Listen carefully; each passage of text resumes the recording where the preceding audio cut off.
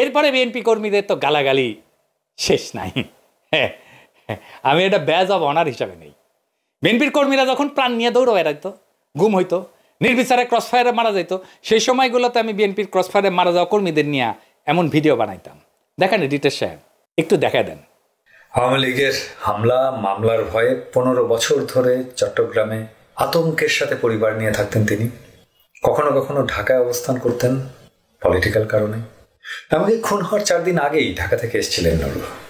নুরু হত্যার কোনো বিচার হয়নি।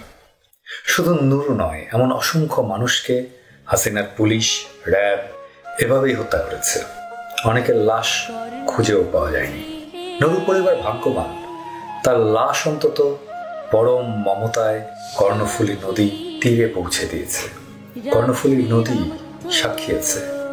সাক্ষী আছে সেই রাতের চন্দ্র তারা। আমরা তোমাদের সাক্ষী মানলাম।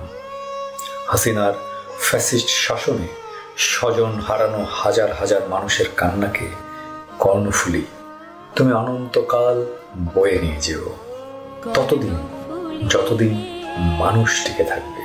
আমাদের সম্মিলিত কান্নাকে কর্ণফুলী তোমার কাছেই গচ্ছিত রাখলাম।